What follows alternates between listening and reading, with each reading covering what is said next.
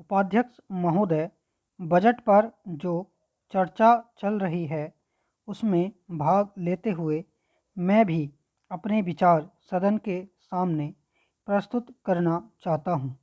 इस पर विचार करते समय दो स्थितियों को हमें दृष्टि में रखना होगा। एक दृष्टि यह है कि किस स्थिति से हमारा देश गुजर रहा है, उसमें हमें क्या करना है, और दूसरी दृष्टि यह है कि भविष्य में देश को किस दिशा में ले जाना चाहते हैं।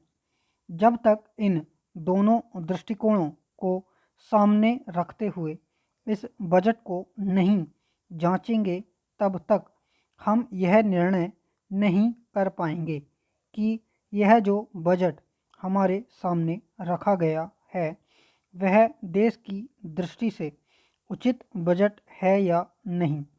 जब मैं इस समस्या की स्थिति को देखता हूँ तो मेरे सामने देश की संकटकालीन स्थिति आ जाती है। किस तरह से चीन और पाकिस्तान की तरफ से हमको खतरा है, किस तरह से वे देश पर हमला करना चाहते हैं और किस तरह से हमारी आपसी एकता को मिटाकर हमको लड़ाकर देश में देशद्रोह फैलाना चाहते हैं। इसके साथ ही साथ जब मैं पिछले बजट को सामने रखता हूँ तो मुझे यह कहना पड़ता है कि आज का बजट चाहे जिस स्थिति में भी रखा गया हो, बहुत सुंदर बजट है। एक ईमानदार कोशिश हमारे वित्त मंत्री महोदय ने इस बजट को तैयार करते समय की है, लेकिन एक राजनीतिज्ञ की दृष्टि से जब मैं देश के भविष्य की ओर देखता हूँ तो मुझे यह कहने में कोई संकोच नहीं होता है कि कोई विशेष समाधान इस बजट से नहीं निकलता। मैं जिस पार्टी से संबंध रखता हूँ उसका जो उद्देश्य है उसको सामने रखते हुए मैं यह कह सकता हूँ कि जो हमारे सामने आदर्श हैं वे सब आज ही पूरे नहीं हो सकते। हमारे वित्त मंत्री या हमारी सरकार आज ही सब कुछ नहीं कर सकती या स्वर्ग लाकर हमारे सामने खड़ा नहीं कर सकती, लेकिन फिर भी यह मैं अवश्य देखना चाहता हूँ कि हमारा देश आगे बढ़ रहा है या नहीं। जिस दिशा में हम आगे नहीं बढ़ रहे हैं उसे देखकर मुझे निराशा अवश्य होती है। जो प्रस्ताव कांग्रेस अधिवेशन में पास हुआ उसके मूलभूत विचार मैं आपके सामने रखना चाहता हूँ। वहाँ हमने यह निश्चय किया था कि वर्तमान पंचवर्षीय योजना खत्म होने तक देश की जनता की ज़रूरत की चीज़ें पूरी कर दी जाएंगी। उपाध्यक्ष महोदय, उसमें हमने साफ साफ कहा था कि जो गरीब वर्ग है, जिसकी गरीबी के बारे में सभी जानते हैं, उसको देश की आमदनी का जो औसत है वह अवश्य ही मिल जाएगा और इस दिशा में हमारा प्रयत्न जारी रहे। हमारा जो बजट है उसको जब तक अपनी आर्थिक व्यवस्था या अपने विचारों के अनुसार नहीं आंकेंगे तब तक उस ध्येय की पूर्ति नहीं हो सकती। यदि इस दृष्टि से अपने बजट को देखते हैं तो हम इसे न अधिक और न कम नंबर दे सकते हैं।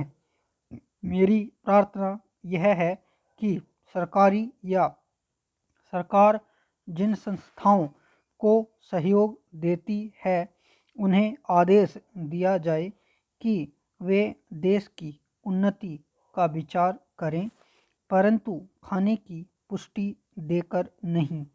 यह कार्य शीघ्र से शीघ्र होना चाहिए। इसका कारण यह है कि उच्च श्रेणी आम जनता का आदर्श होती है और जो कुछ उच्च श्रेणी के लोग करते हैं उसकी नकल कनिष्ठ श्रेणी के लोग करते हैं। इसलिए यह काम पहले उच्च श्रेणी पर हो जाए तो आम जनता पर उसका प्रभाव अवश्य गहरा पड़ेगा। सप्ताह में 2 बार भोजन छोड़ने का जो मेरा सुझाव है, इससे न केवल अनाज वरन ईंधन, तेल, कोयला आदि सबकी बचत होगी। भोजन छोड़ने के अलावा अन्न बचाने का और भी एक तरीका है, वह भी सामूहिक सामाजिक श्रेणी पर किया जा सकता है। जानते हैं कि इस देश में 10% अन्न कौन खराब करता है? कीड़े, पंछी, बंदर और बोरियां ठीक न होने से अनाज गिर जाता है और मिट्टी में मिल जाता है। यह विचारणीय है।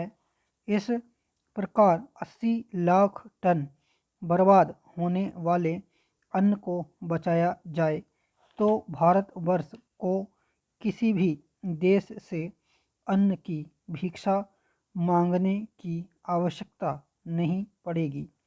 श्रीमन, यह अपराध कबूतरों, बंदरों, कीड़ों आदि का नहीं है, यह अवश्य ही हमारा अपराध है। आज तक विदेशों से हमको अनाज मिलता रहा है, इसलिए हम लापरवाह थे, इसीलिए अनाज का विनाश होता जा रहा है। परंतु अकाल पड़ेगा जैसा कि इस वर्ष पड़ा है, तभी हम जागें तो यह ठीक नहीं है। हमें अन्न के नाश को रोकने की सतत कोशिश करनी चाहिए। उसकी बचत करना हमारा परम कर्तव्य है। यह काम हर किसान, बच्चा और युवक कर सकता है और उन्हें करना चाहिए। अन्न बचाने की समस्या केवल कानून के जरिए हल नहीं होगी। यह बात भी सामाजिक चेतना पर निर्भर है।